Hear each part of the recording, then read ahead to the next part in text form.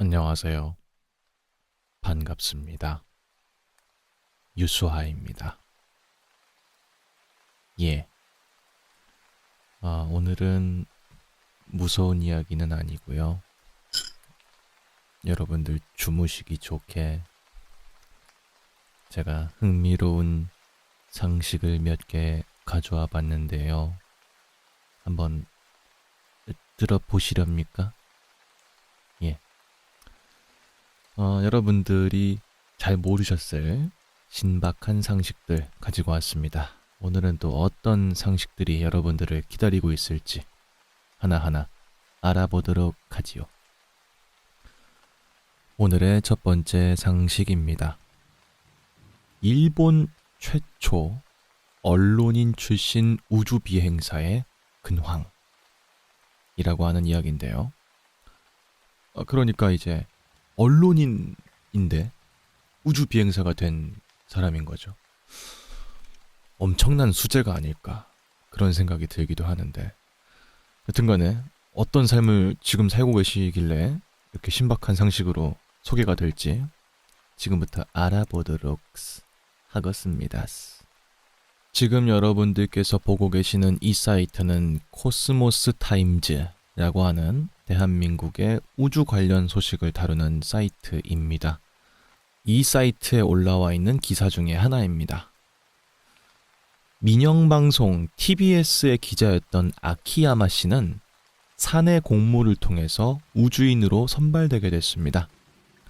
당시 TBS는 소련과 우주인 협약을 맺었는데 창사 40주년을 맞아서 아키야마 씨를 우주로 보낸 것입니다. 아키야마 씨는 약 1년 동안 소련의 우주인 센터에서 훈련을 받게 됩니다. 그리고 1990년 12월 2일 러시아 우주인 2명과 함께 소유즈 TM-11호에 탑승해서 우주정거장인 미르로 날아갔습니다. 그는 그곳에서 우주생활 리포트를 작성하고 인간 수면 실험에도 참가했습니다. 라는 겁니다. 그래서 이제 원래 TBS의 기자였는데 이 아키야마 씨가 사내 어떤 공모를 통해서 우주인으로 선발되게 된 거죠. 약간 좀 뜬금없긴 하지만 어쨌든 다른 우주인 2명과 함께 우주정거장으로 가게 된 겁니다. 지금 사진이 우주정거장에서 무중력 체험을 하고 있는 아키야마 씨네요.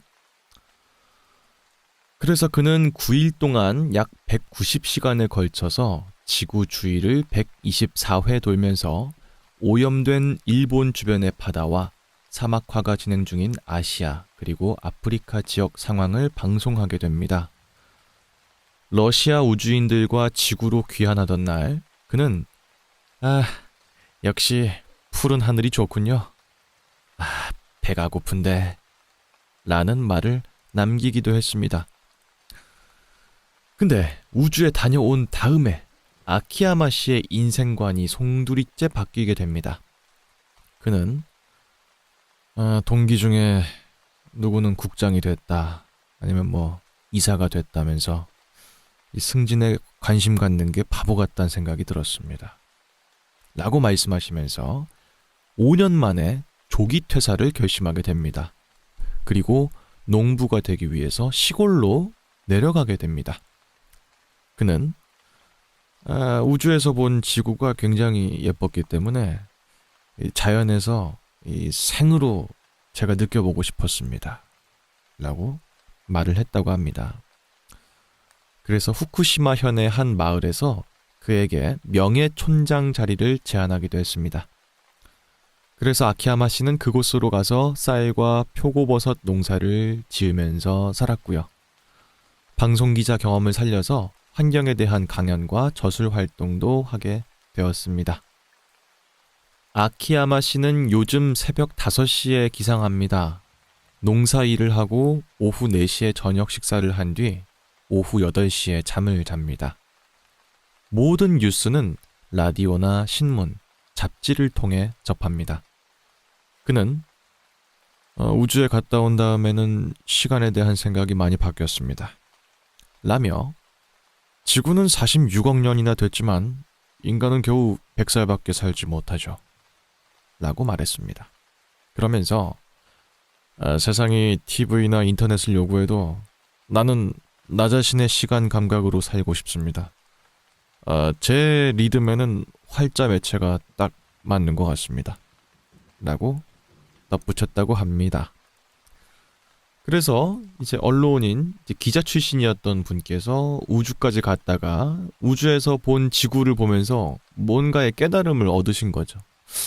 이 푸른 점에 살고 있는 정말 먼지봐도 못한 그런 작은 크기의 내가 아득바득 사회에서 뭔가 버텨나가면서 사는 게 큰 의미가 있나?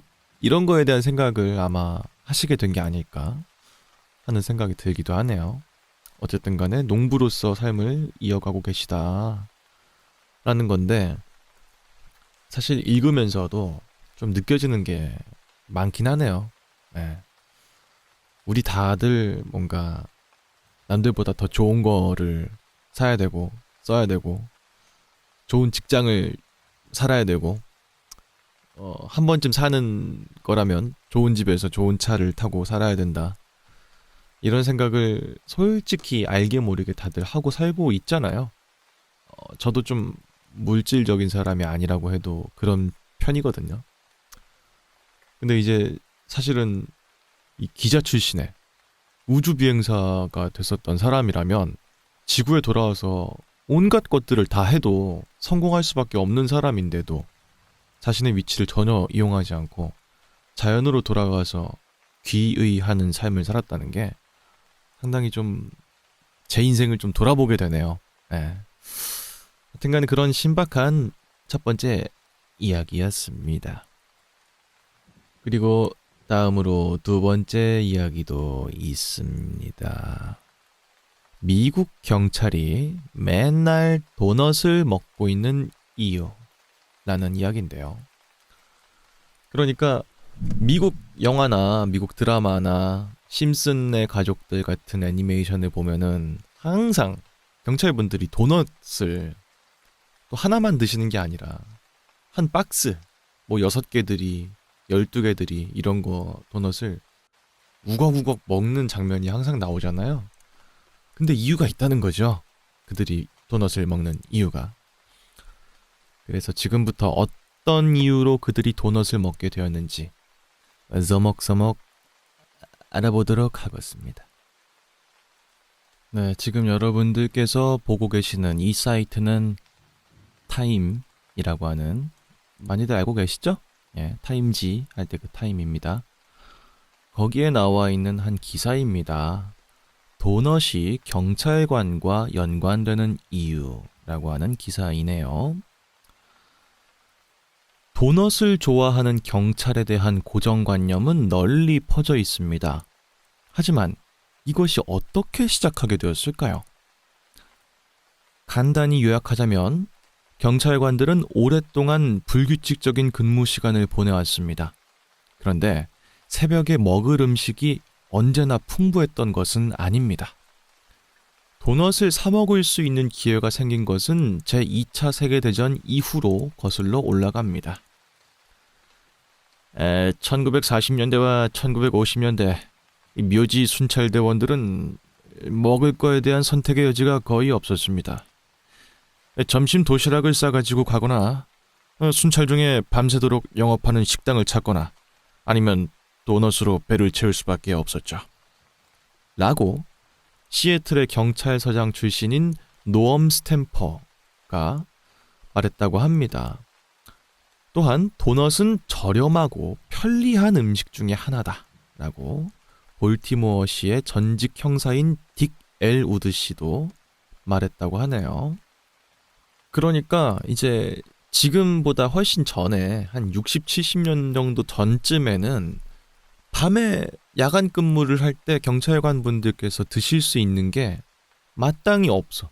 도시락을 싸오던지 아니면 정말 늦게까지 하는 식당을 내가 알아놓던지, 그것도 아니면은 아침에 도넛을 미리 사놓는 거죠.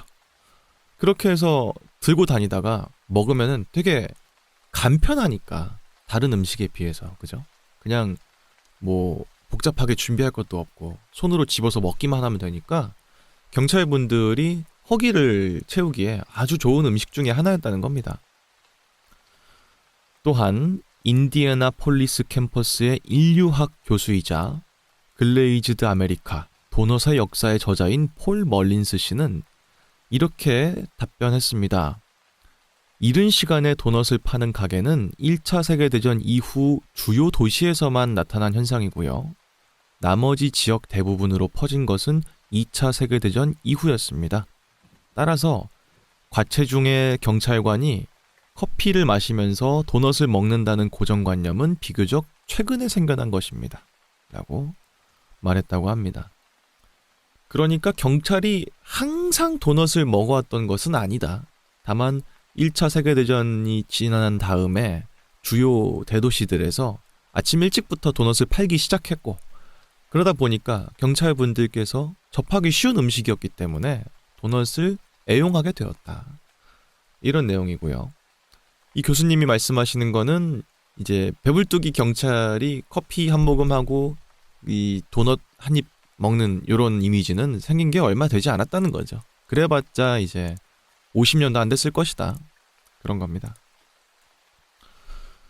그리고 해당 교수님께서는 도넛이 저렴하다는 것도 중요하다고 지적했습니다.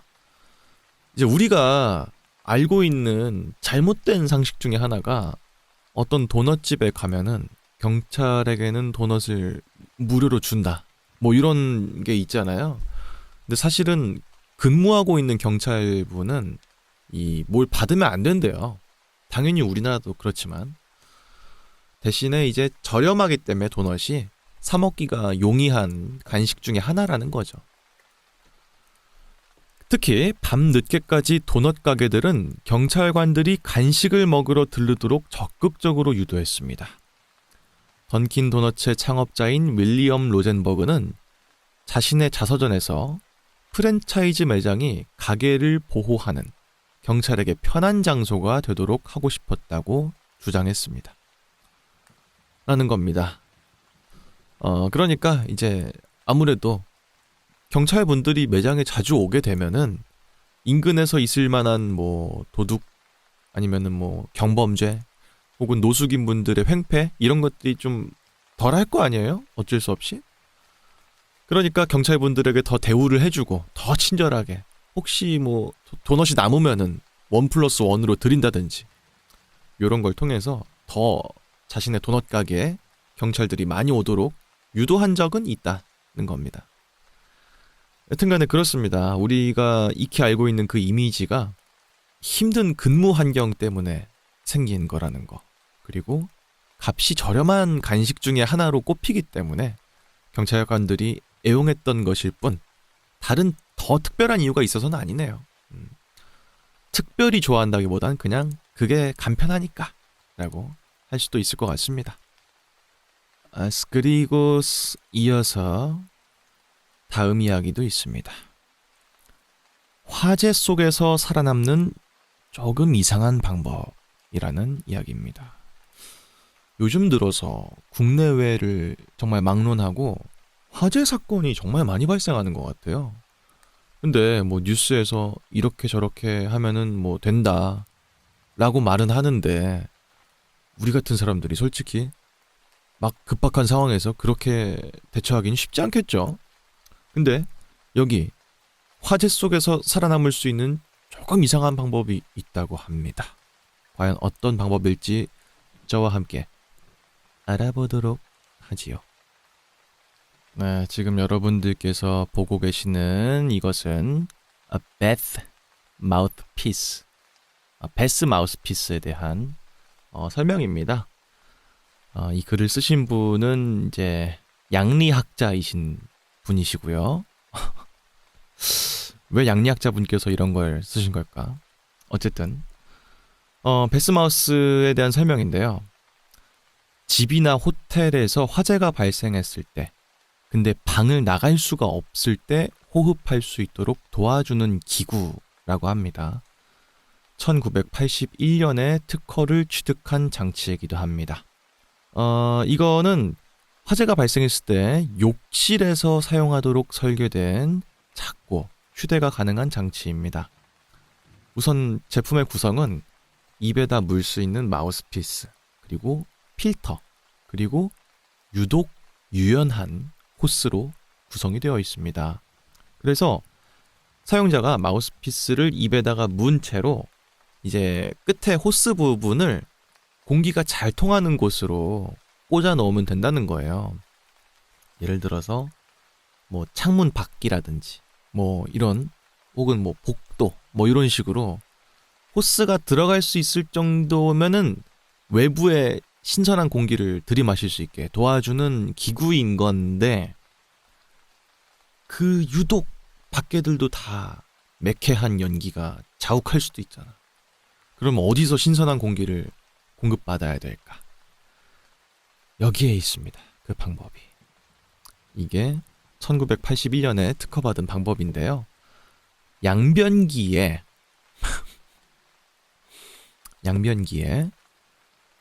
이 베스 마우스피스의 호스 부분을 쑥 넣으면은 이쪽 깊은 양변기 안쪽에서 산소를 공급받을 수 있다는 겁니다. 근데 이게 어떻게 가능하냐 하면은 결국에는 이 양변기의 구조를 보시면 아시겠지만, 우리는 항상 물이 이제 고여 있는 것만 보이니까 양변기는 물로 가득 차 있구나 라고 생각할 수 있지만, 사실 그렇지 않단 말이죠. 여기까지만 물로 막혀져 있는데, 그 이유는 당연히 이 안쪽으로 들어가면 악취 같은 게 발생할 수 있으니까.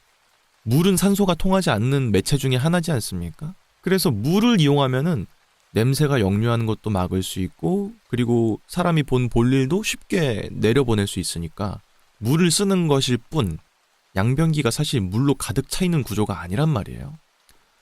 그래서 호스를 깊숙이 찔러 넣어서 물이 고여있는 곳까지도 더 넘게 호스를 넣으면 이 안쪽에 배수관과 연결되어 있는 공기를 공급받을 수 있는 겁니다.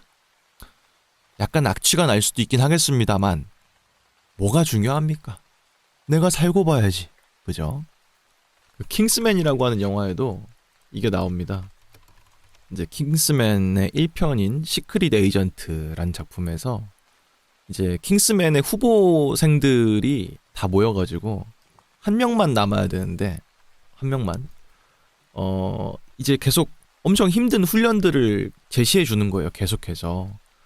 근데 이제 어떤 훈련이 있냐면은 그 후보생들이 자고 있는 방에다가 갑자기 물을 엄청 틀어버리는 거야. 그래서 방이 다 찰 때까지 물을 넣는 거예요. 그 상태에서 죽으면 그냥 죽는 거야. 아니, 어떻게든 살아남아야 되는 건데 문도 막 안 열리고 그러니까 후보생들이 어떤 방식을 취하냐면은 바로 이 방식입니다. 예, 방금 보신 거랑 똑같죠? 욕실에 있는 샤워기 호스를 분해해서 한쪽 호스 끝을 양변기로 깊숙이 넣는 거예요. 그래서 이제 임시 방편으로 이제 베스 마우스피스를 이제 만든 거죠. 그렇기 때문에 아주 불가능한 방법 같아 보이진 않는다. 다만 저는 못할 것 같거든요. 우리 같은 사람들은 이런 거 못해. 그냥 가능하다면 화장실에서 샤워기 물 틀어놓고 이렇게 공기 중에다 분사하는 거 정도가 내가 봤을 때 최선인 것 같아. 여튼간에 요렇게 하는 생존법도 있다는 거. 어쨌든 약간은 냄새가 날 것도 같은 신박한 생존법이었습니다. 그리고 이어서 오늘의 네 번째 이야기도 있습니다. 자동차 기업인 볼보가 특허를 공개한 이유라고 하는 이야기입니다.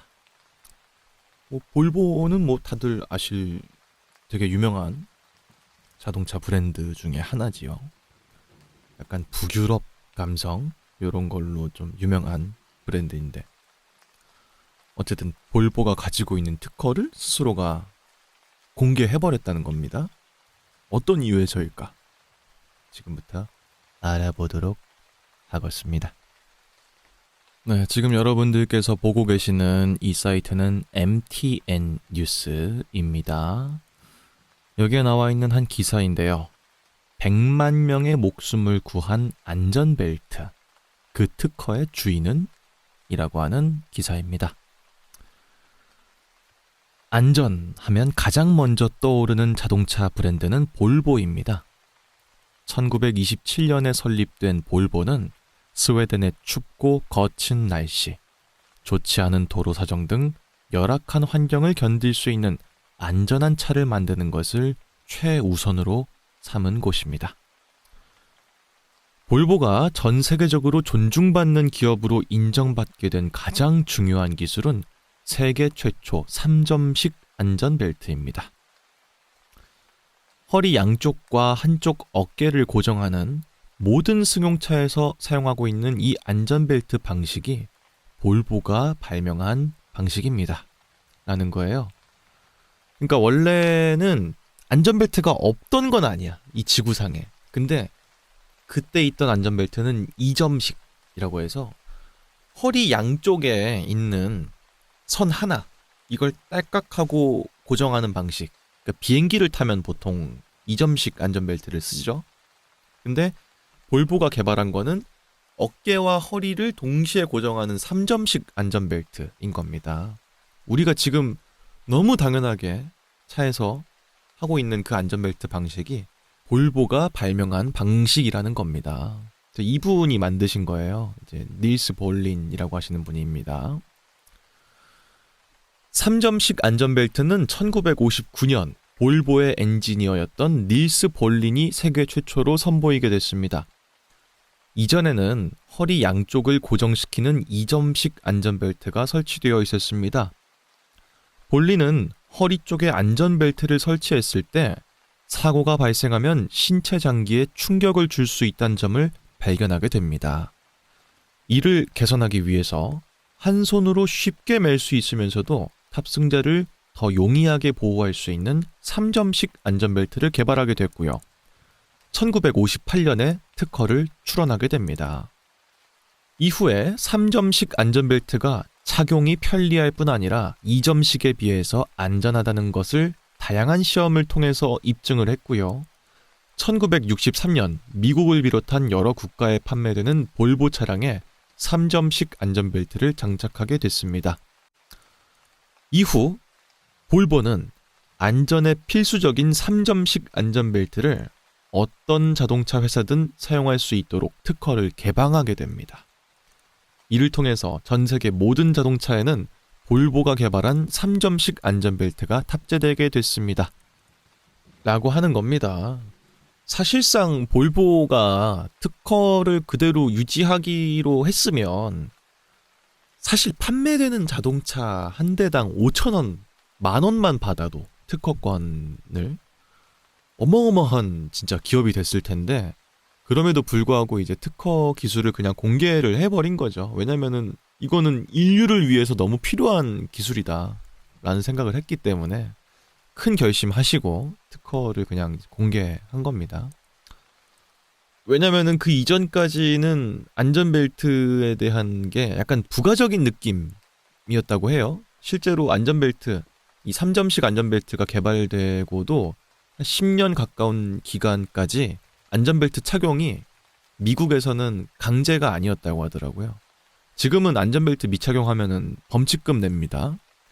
근데 그전에는 안 냈다는 거죠. 그러니까 안전에 대한 생각이 지금만큼 뭐 철저하게 당연히 해야 되는 그런 개념이 아니었다는 거예요. 그러다 보니까 이런 특허의 기술을 공개하지 않으면 계속해서 그냥 안전은 원래 그냥 있으면 좋은 거, 없으면 어쩔 수 없는 거, 이런 식의 취급을 받을 수 있으니까 이럴 바엔 차라리 공개하자 하는 식이 아니었을까 하는 생각이 듭니다.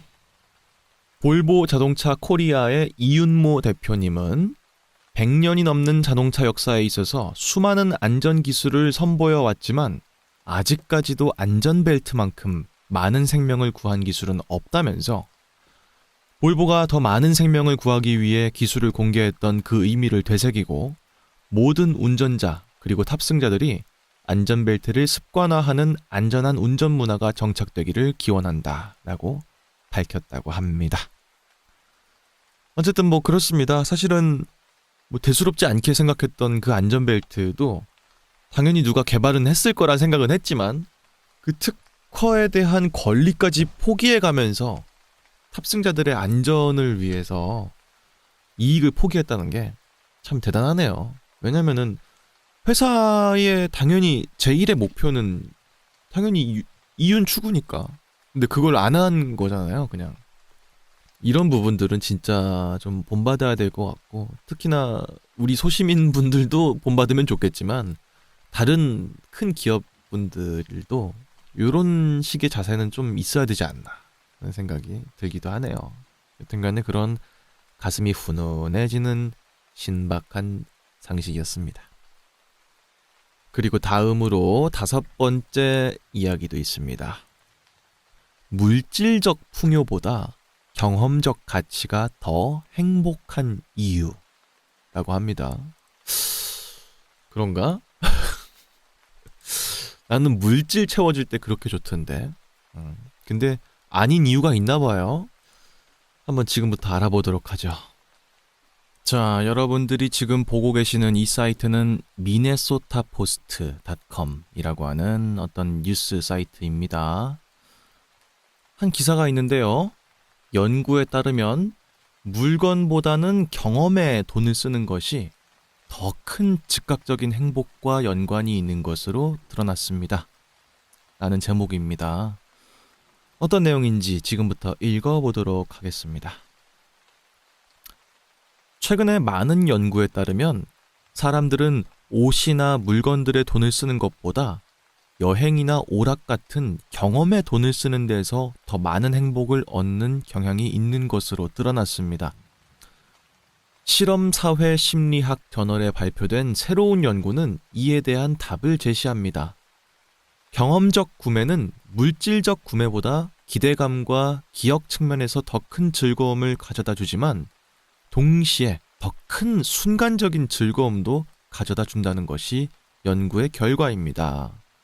그러니까 이제 이 말은 예를 들어서 우리가 여행을 떠날 계획을 하고 떠난다든지 혹은 원데이 클래스로 내가 평상시에 배워보고 싶었던 것을 배우는 시간을 가지면 사실 없어지잖아. 근데 내가 최신 아이폰 16 프로를 샀어, 만약에. 그러면은 이건 쭉 가잖아요. 그러니까 언뜻 봤을 땐 물질적인 게 더 큰 행복감을 주는 것처럼 보이는데 경험적인 건 없어지니까요. 그럼에도 불구하고 경험적으로 남는 것이 더 큰 만족감을 준다는 연구 결과가 있다는 겁니다. 어떤 연구를 했느냐? 다음과 같습니다. 우선 연구를 위해서 연구진은 하루 중에 무작위 시간대에 문자 메시지를 받는 데 동의한 성인 2,635명을 모집해서 그들의 감정과 구매 행동에 대해서 물어봤습니다. 문자는 행복에 대한 질문을 합니다. 근데 참가자들에게 지금 당장 느끼는 감정을 매우 나쁨에서 매우 좋음까지 평가할 수 있도록 요청했다고 합니다. 참가자의 절반에게는 지난 1시간 이내에 의류, 가구, 보석, 전자제품 등 물질적 구매를 했는지를 질문했습니다. 그리고 나머지 절반에게는 지난 1시간 이내에 식당에서 식사하거나 콘서트 또는 스포츠 경기 관람과 같은 경험적 구매를 했는지 질문했습니다. 연구진은 방금 물건을 구매한 참가자들과 방금 경험을 소비한 참가자들의 행복 수준을 비교했습니다. 그 결과 구매 가격에 관계없이 경험 구매자들이 물질적 재화 구매자들보다 더 높은 행복 수준을 표현한다는 것을 발견하게 되었습니다. 그래서 텍사스 대학교 오스틴 캠퍼스의 마케팅 조교수이자 이 연구의 주 저자인 아밋 쿠마르는 성명을 통해서 이렇게 말했다고 합니다. 셔츠 한 벌과 여행을 비교하는 것 자체가 불공평할 수 있겠지만 가격을 고려했을 때 이 경험이 더 큰 행복과 연관되는 결과가 여전히 나타납니다. 라는 말을 했다는 거죠. 다음 2번째 실험도 있습니다. 하지만 경험을 자주 소비하는 사람들과 물건을 자주 구매하는 사람들 사이에는 차이가 있을 수 있고요. 이 차이가 연구에서 관찰된 더 더 높은 행복 수준을 설명할 수 있었습니다. 이러한 가능성을 확인하기 위해서 연구진은 두 번째 연구를 수행했습니다. 평균 연령이 31세인 성인 5,254명을 추가로 모집했습니다. 참가자들에게 행복의 수준을 평가한 후 지난 1시간 동안 물질적 또는 경험적 구매를 사용하거나 즐기거나 소비했는지 질문했습니다. 그 질문에서 예 라고 답한 사람들에게는 구매에 대한 추가 질문을 이어나갔습니다. 이 과정은 각 참여자에게 여러 번 반복되었고요. 이를 통해서 연구자들은 두 가지 구매 유형을 모두 한 사람들의 소비 유형 간의 행복을 비교할 수 있는 기회를 얻었습니다. 그런데도 여전히 같은 효과를 관찰할 수 있었습니다. 라고 이 실험을 한 쿠마르라는 교수님은 말씀하셨다고 합니다. 그러니까 첫 번째 실험의 경우에는 아예 그냥 반반을 나눠가지고 실험을 한 거였잖아요. 그래도 평균적으로 경험적인 구매를 한 사람들이 훨씬 만족도가 높았다는 결과가 나온 건데, 이제 연구팀은 그런 생각을 한 거죠. 그 연구 결과가 혹시 기본적으로 물질적인 거에서 만족도를 높이 하는 사람이라면 당연히 물질에 좀 더 높은 점수를 줄 것이고, 경험적인 거에 더 큰 본인의 만족도를 느끼는 사람이라면 경험에다가 더 높은 점수를 줄 거 아니야. 그러니까 이번엔 어떻게 하냐. 1시간 이내에 경험도 했고 뭘 사기도 했어. 두 가지를 다 한 사람이 있을 거 아닙니까? 그런 사람들에게 둘 다 점수를 매겨달라라고 한 거죠. 그리고 그런 실험을 여러 차례 반복했다. 그런데도 불구하고 결과는 여전히 물건을 사서 행복감을 느낀 것보다 경험을 해서 행복감을 느낀 게 더 높았다는 겁니다. 물론 쿠마르 그리고 공동 저자는 논문에서 이렇기 때문에 전 세계적으로 사람들이 물질적 구매보다 경험적 구매에서 더 많은 즐거움을 얻는다고 확신할 수는 없다라고 인정을 했습니다. 다만 그럼에도 불구하고 이 연구는 이 주제에 대해서 이전에 어떤 연구보다 더 크고 다양한 집단을 대상으로 한 연구입니다. 또한 사람들이 일상생활에서 실제 구매를 할 때 느끼는 행복감을 평가한 실험 중에 하나지요.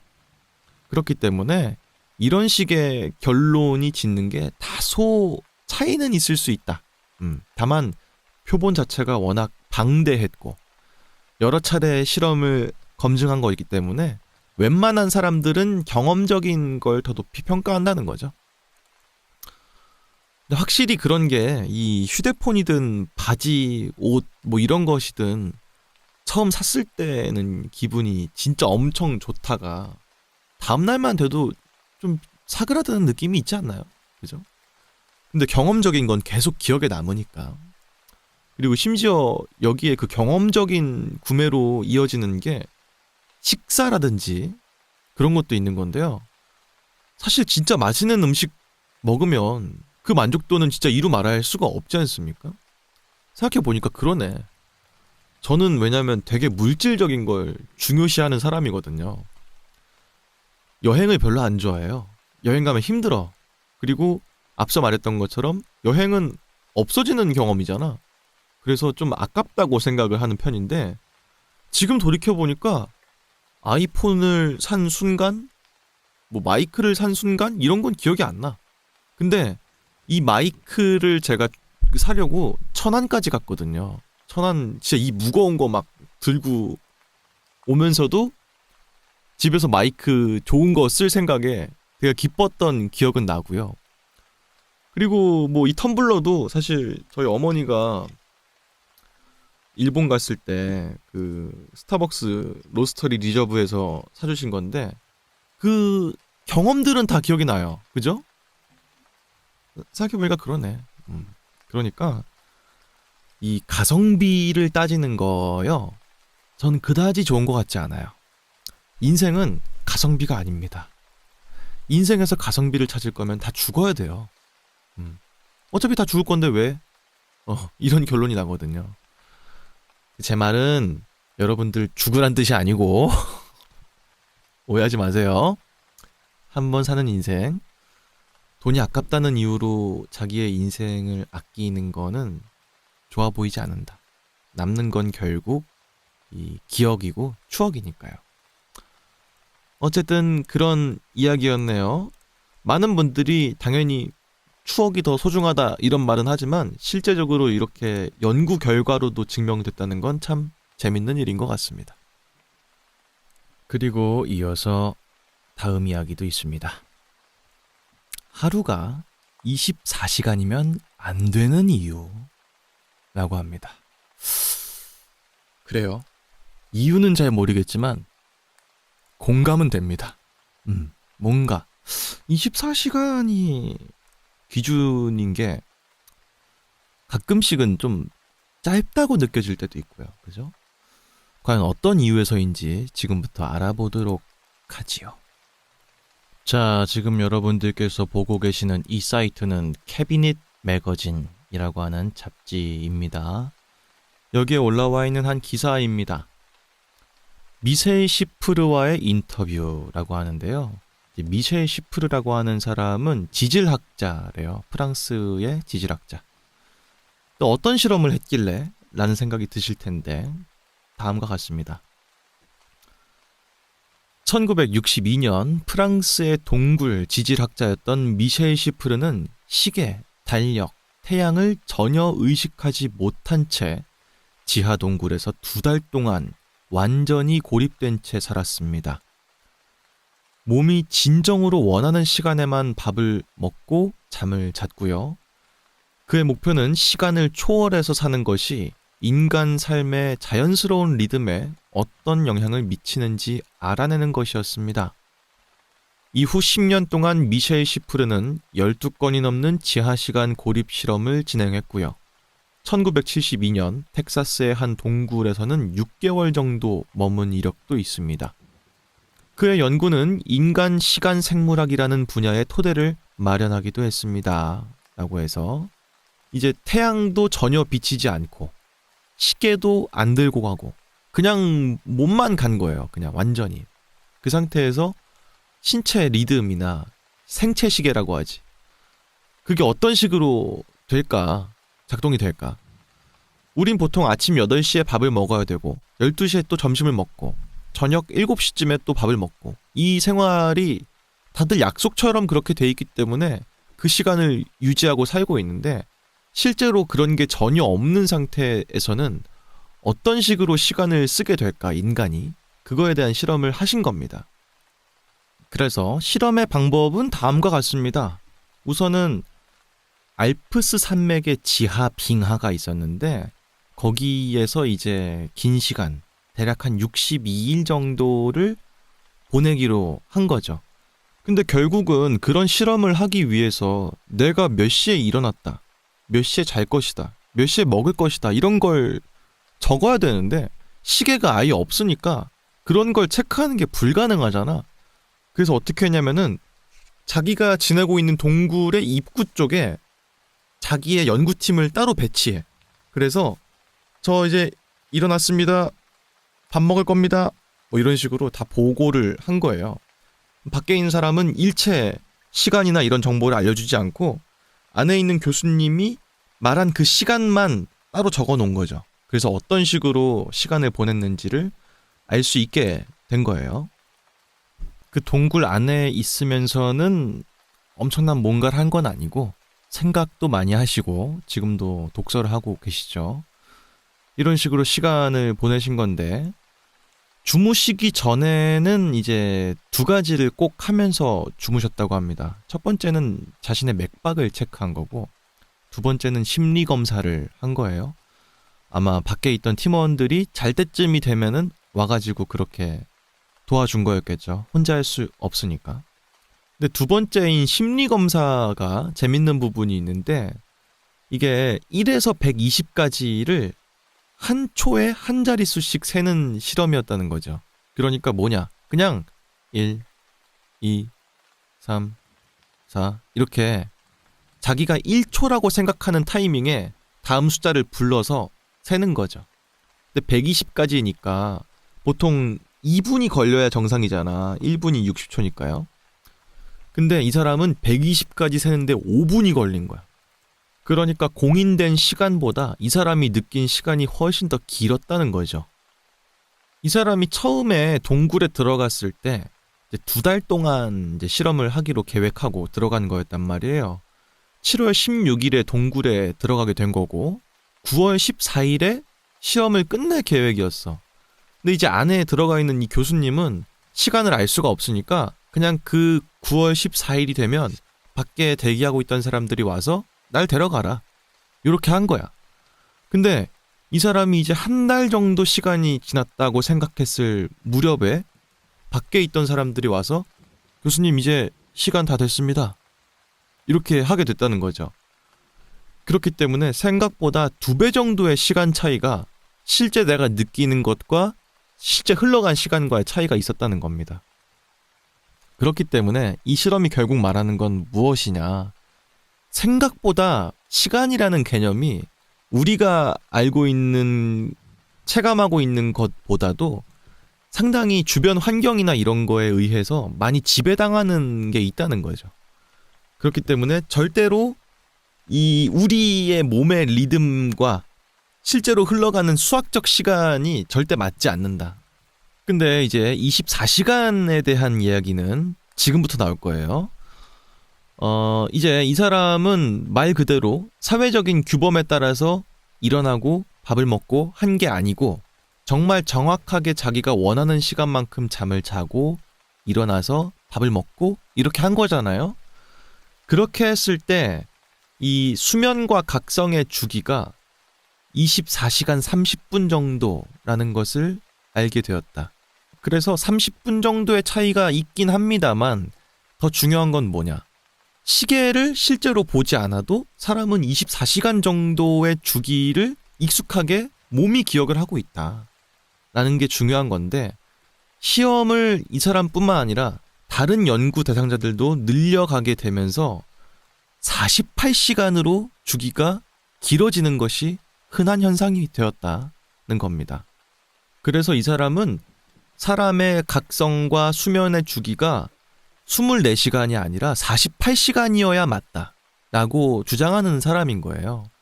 훨씬 더 긴 시간을 자야 된다. 지금 인간이 취하는 것보다도. 그렇기 때문에 우리는 지금 하루를 24시간 주기로 살고 있지 않습니까?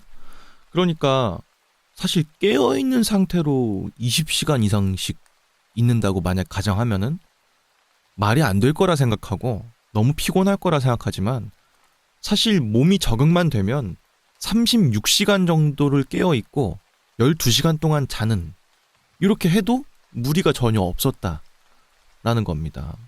그렇기 때문에 결국 이 실험에서 말하는 거는 시간이 무엇인지에 대해서 인간이 정확하게 잘 알지 못한다. 당연하게 24시간이 맞다고 생각해왔지만 그것도 정답에 가깝진 않다.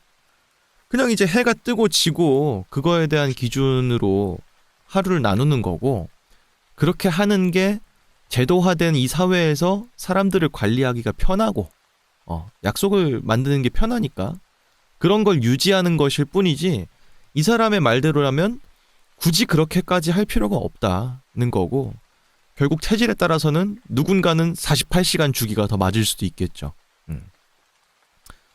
여튼간에 뭐 그렇습니다. 전 이걸 보면서 느낀 게 진짜 제가 항상 로어 같은 거나 도시전설 같은 것들 읽으면은 사실 되게 이상한 것들이 많아요. 개념적으로 좀 말이 안 된다 싶은 것들이 되게 많거든요. 근데 그 중에는 나중에는 팩트로 밝혀진 것들도 꽤 많아요. 그렇기 때문에 당연히 아닐 거라고 생각하는 그 사고방식을 조금 다르게 볼 필요가 있겠다. 이런 생각을 저는 개인적으로 많이 합니다. 너무 당연하게 느껴왔고 배워왔던 것들이 그냥 국가 단위에서 봤을 때 국민들을 통치하기 편하니까 그런 방식을 취하는 걸 수도 있어. 있잖아요. 되게 잠언 같은 좋은 말들은 대다수의 사람들에게 듣기 좋은 말인 거지 한 명 한 명에게 다 정답이 될 수는 없는 거거든요. 그렇기 때문에 당연하다고 여겨져 오는 거에 대해서 약간의 반기를 들 필요가 있다 라고 저는 개인적으로 30살이 되고 나서 많은 그런 생각을 했어요. 그렇기 때문에 여러분들도 이런 거에 대해서 한번 생각을 해보시고 너무 당연시해왔던 것들을 다른 관점에서 보는 시간을 가져보시는 건 어떨까 하는 생각을 하게 되네요. 그리고 이어서 다음 이야기도 있습니다. 미국 플로리다의 한 작은 마을이 백만장자 마을로 바뀌게 된 사연이라는 이름인데요. 마을 전체가 백만장자가 되기는 쉽지 않을 것 같은데 아마 석유가 터지거나 그죠? 이런 게 아니고서야는 쉽지 않을 것 같은데 어떤 것 때문에 마을 전체가 백만장자가 된 걸까? 지금부터 알아보도록 하겠습니다. 네, 지금 여러분들께서 보고 계시는 이 사이트는 atlasobscura.com이라고 하는 미국의 여행 관련 이제 소식지인 것 같아요. 여기에 나와 있는 한 기사입니다. 자, 플로리다의 한 작은 마을은 한때 미국에서 1인당 소득이 가장 높은 마을이었습니다. 이는 한 똑똑한 사업가가 마을 사람들에게 코카콜라 주식이 아직 저렴하던 시절에 투자를 하라고 권유한 덕분이었습니다. 자, 때는 미국의 1920년대 그리고 1930년대 딱 대공황을 겪고 있을 때입니다. 그때 팻 먼로라고 하는 은행가가 사람들이 마지막 남은 5센트 동전까지도 긁어 모아서 코카콜라 한 병을 사는 모습을 목격했습니다. 당시 코카콜라는 은행에 예치한 현금보다 낮은 가격에 거래가 되고 있었고 주가는 놀라울 정도로 저렴한 상태였습니다. 그래서 먼로는 직접 코카콜라의 주식을 여러 주 매수했을 뿐 아니라 플로리다 퀸시의 이제 지역 이름이에요. 퀸시의 많은 이웃들에게도 그렇게 하라고 권했습니다. 그는 평상시에 신뢰를 받는 은행가였고 많은 사람들이 그의 조언을 따랐습니다. 근데 먼로의 통찰력이 빛을 발하게 됩니다. 시장이 침체되었을 때에도 다른 사람들이 투자를 계속하도록 설득하는 그의 능력과 코카콜라의 주식 덕분에 퀸시 마을은 대공황의 최악의 위기에서도 살아남게 되었습니다. 농촌 마을은 코카콜라의 배당금 덕분에 어려운 시기를 헤쳐나갈 수 있었습니다. 이 배당금은 그 이후 모든 경기 침체와 흉작에도 마을을 구해냈다고 합니다. 또한 퀸시는 마을에 불을 가져다 주었습니다. 퀸시는 미국 전체에서 1인당 소득이 가장 높은 단일 도시가 되었습니다. 주민 중에 최소 67명 정도가 코카콜라 백만장자라는 별명을 얻게 되었습니다. 그들은 초기 주식을 통해서 막대한 부를 축적하고 대대로 가족에게 물려주었습니다. 물론 오늘날의 퀸시는 인구 7,000명 미만의 조용한 마을입니다. 다만 주의 깊게 살펴보면 은행 등 작은 마을에서 코카콜라의 거대한 유산을 보여주는 흔적을 발견할 수 있고요. 심지어 현재도 그곳에 살고 있는 코카콜라 백만장자의 손주들을 볼 수도 있습니다. 라는 거네요. 그러니까 이제 아주 힘든 대공황 경제 침체 속에서도 사람들이 동전을 긁어 모아서 콜라 한 병을 사는 걸 보고 한 은행가가 그래, 아무리 힘들어도 콜라를 사 먹는구나 이 생각이 드니까 지금 코카콜라 주식 쌀 때 풀매수 바로 가, 저점 매수 바로 가는 거지. 그래서 자기도 많이 샀고 주변 마을 주민들한테도 권유를 한 거죠. 지금 콜라 사람들 진짜 많이 먹는데 주식이 너무 싸다. 그래서 마을 주민들이 엄청나게 샀고 나중에 대공황이 이제 어느 정도 점차 해소가 되면서 콜라 주식이 막 올랐겠죠. 그래서 한 마을이 전부 백만장자들이 가득하게 됐다는 이야기인데 확실히 시대의 흐름을 읽는 해안이 정말 중요하다 이 생각이 듭니다. 요즘 너도 나도 주식하고 뭐 그런 시대죠. 예? 주식 안 하면 바보라는 말도 듣고 그러는데 저는 개인적으로 재테크를 해야 된다는 생각은 하고 있는데 못하겠어. 아니 돈이 아까워서 잃을까봐 이런 게 아니라 그냥 이 분야를 제가 잘 몰라요. 예. 여기서 돈을 보통 벌어가는 사람들은 두수 세수 앞을 내다보는 사람들인데 저는 그런 능력이 없어가지고 주식은 그냥 손도 못 댑니다. 코인은 뭐 말할 것도 없고요. 어쨌든 뭐 그렇습니다. 근데 최근에 뭐 국내 이 주식 시장이나 해외 미국 주식 시장이나 둘 다 그냥 완전 파란 빛으로 물들고 있죠. 근데 그 두 개가 공통점이 있는데 둘 다 국가 원수들 때문에 생긴 일이라는 거거든요. 그래서 근데 아니 누가 알겠냐고. 솔직히 말씀드려서요. 진짜로. 우리나라에서 계엄령 터지게 됐을 때가 저녁 10시인가? 그랬는데 그게 될지 누가 알았겠냐고. 그냥 나는 진짜 가만히 있다가 날벼락 맞는 거야. 이러니까 난 이제 못하겠다는 거예요. 억가도 이런 억가가 없어. 아니, 이거 어떻게 해. 그거랑 미국 주식도 마찬가지죠. 갑자기 관세 관련해서 말도 안 되는 정책이 나오니까 주가가 확 떨어지게 됐잖아요. 그러다가 대통령이 90일 정도 밀어주겠다 하니까 또 주식 올라가고 이러니까 국가의 수장 한두 명 때문에 내 재산이 왔다 갔다 하는 이런 게 내 상식에서는 너무 어려워서 아예 엄두가 안 나. 그러니까 이렇게 여기 나와 있는 팻 먼로라는 사람처럼 진짜로 한 10수 앞을 내다봐야 되는 거예요. 지금 아무리 저평가된 거여도. 참 중요하다 이런 생각이 들고요. 그리고 사실은 이 마을 주민분들도 그 말을 정말 100% 믿었기 때문에 성공한 거잖아요. 그렇기 때문에 그거에 대해서 그 당시에도 안 믿는 사람은 분명히 있었을 거라고. 아이씨 주식 뭘 콜라 주식을 왜 사냐 이러면서 안 산 사람도 있었을 거라고. 그러니까 결국은 믿음, 어떤 걸 믿어야 될까라고 했을 때 믿음이 생겼을 때 자기의 믿음을 쭉 밀고 나가는 그 용기도 참 중요하겠다 이런 생각이 들기도 합니다. 하여튼 간에 저는 부자 되기는 그런 것 같다. 이런 말씀도 드리고요. 그리고 이어서 다음 이야기도 있습니다. 우리나라에 진출했던 의외의 해외 브랜드입니다. 뭐가 있을까요? 지금은 일단 우리나라에 없는 브랜드들이겠죠. 근데 막상 떠올리자면은 잘 안 떠오르는데 어떤 것들이 있는지 저와 함께 살펴보도록 하지요. 자, 우리나라에도 진출했었던 의외의 기업입니다. 여러분들이 일본 가셨을 때 꼭 들리시는 요시노야 아시죠? 안 가보신 분들도 저 브랜드 마크는 기억하실 수 있을 정도로 워낙 유명한 덮밥 체인점이죠. 요시노야라고 하면. 근데 이 요시노야가 우리나라에도 있었다는 거고요. 믿기지가 않지만. 자, 이겁니다.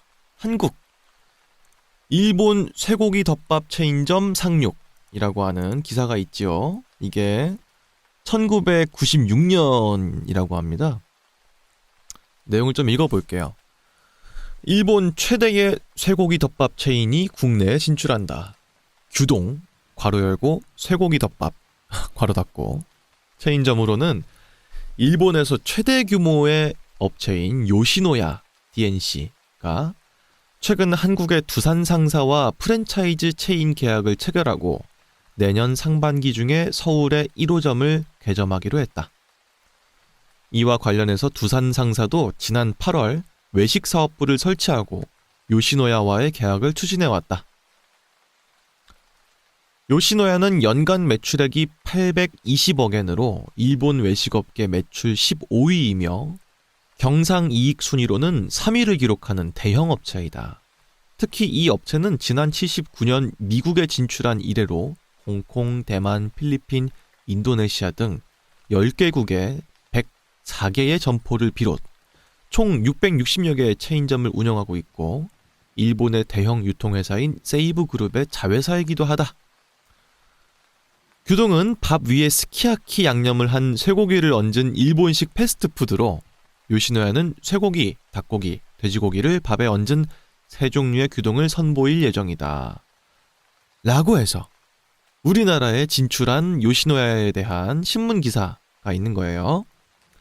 1995년 두산이 공식 프랜차이즈를 맺고 1996년 강남역에 1호점을 열게 되었습니다. 당시 1호점은 뉴욕 제과의 뒤편에 위치했었고요. 130석 규모의 대형 매장이었다고 합니다.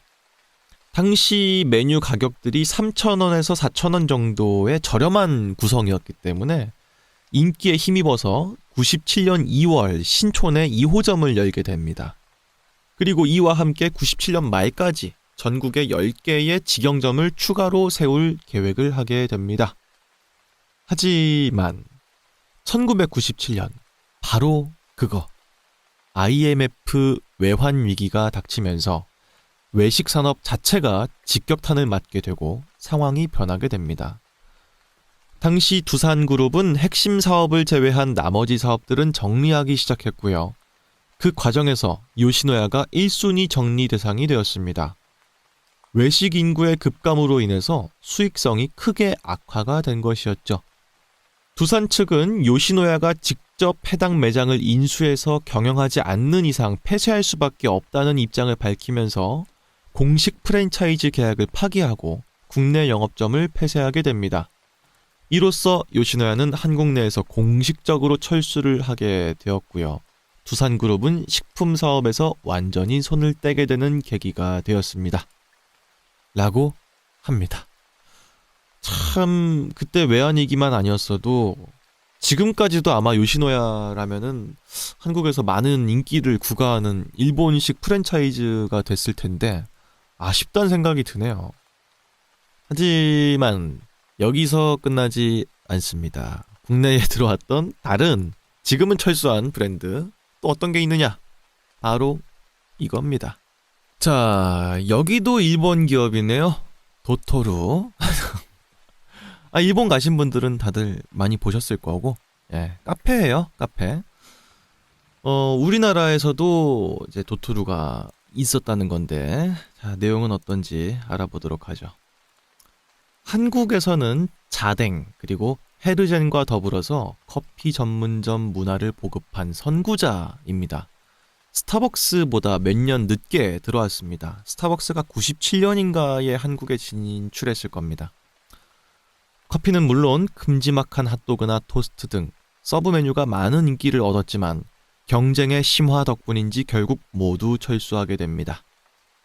그러니까 처음에 한국에 진출했을 때는 카페의 형식으로 들어왔다가 실패하고 철수를 하게 된 거고, 두 번째로 재진출을 하게 됩니다. 이때는 카페 형식으로 돌아온 게 아니라 냉장식품, 이제 판매를 편의점 등에서 하게 된 거네요.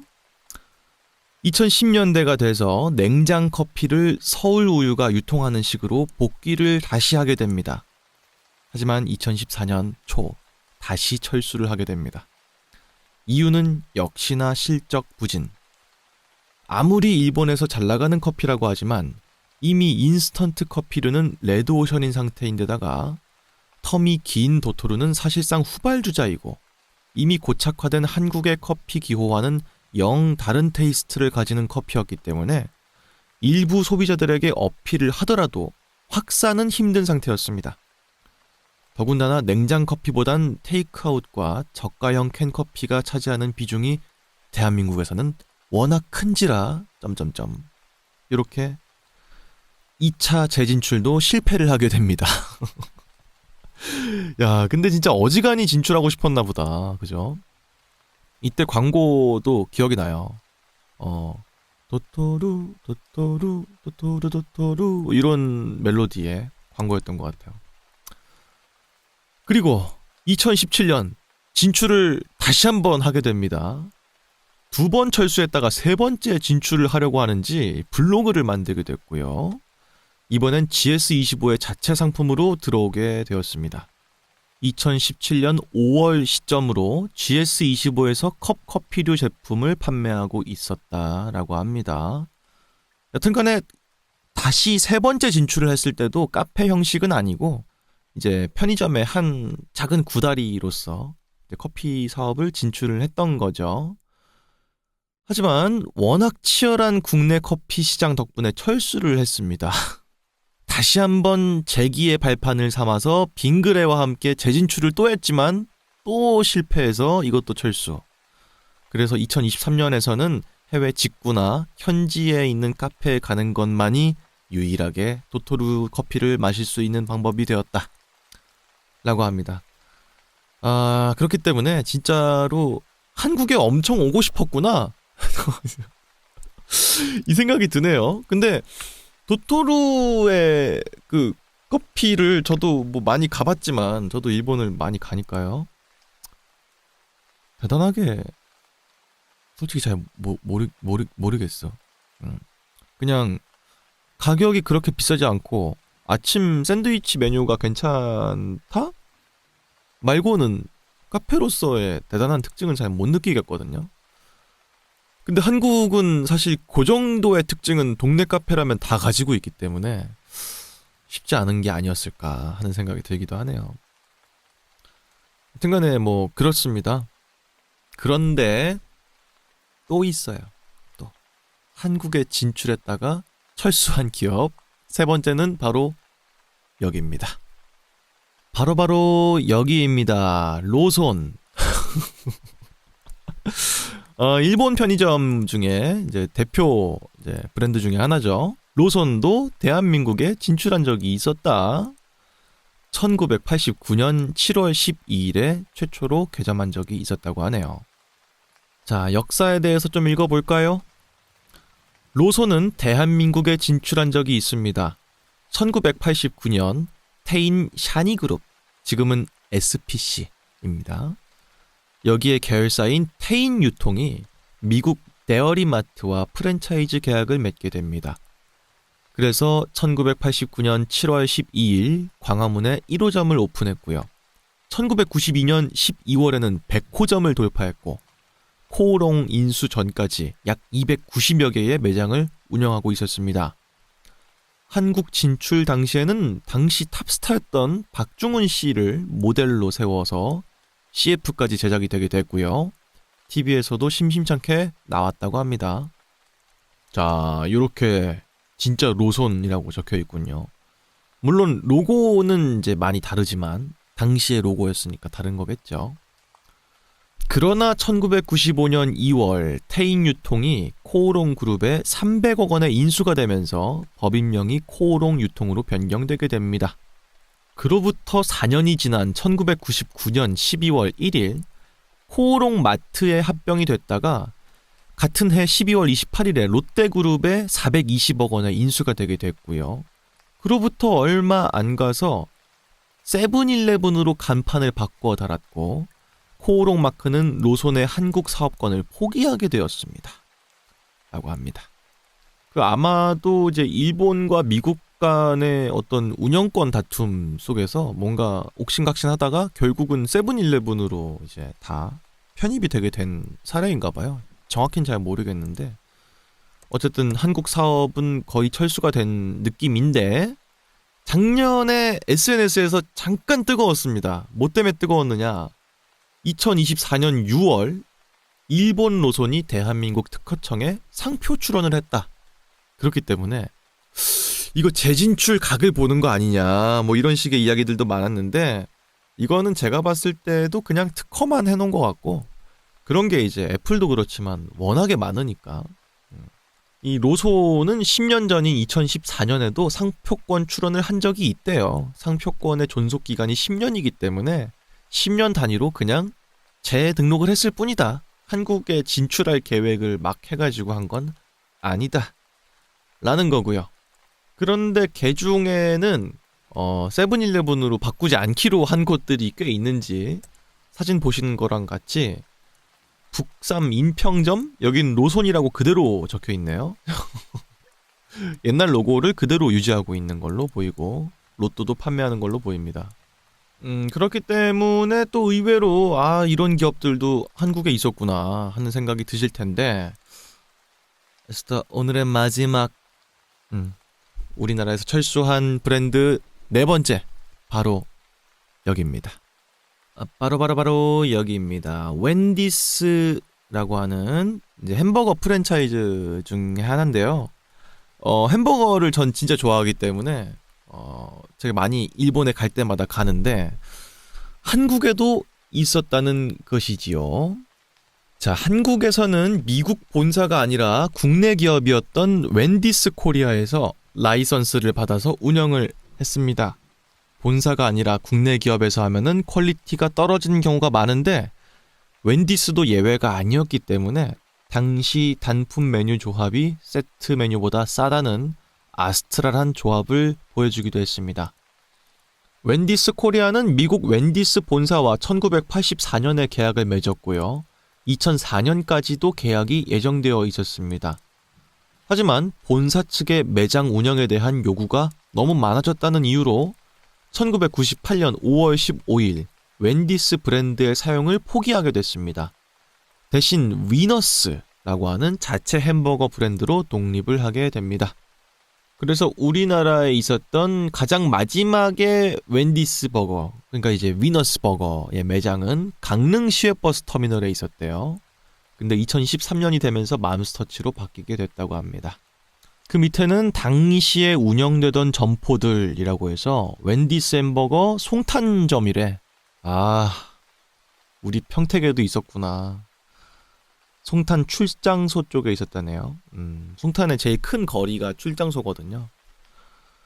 여튼간에 종로 2가 점을 비롯해서 소공동 이대앞 63빌딩 이태원, 방이동 올림픽 상가 선릉역 부근 삼풍백화점, 강남역 우성아파트 사거리, 대치동 상성역 코엑스, 압구정역, 그리고 광안리 해수욕장 서울대학교, 인천 제물포역, 포항 등등 여러 곳에서 있었습니다만 현재는 아예 철수를 했기 때문에 더 이상 찾아볼 수가 없는 해외 기업이다.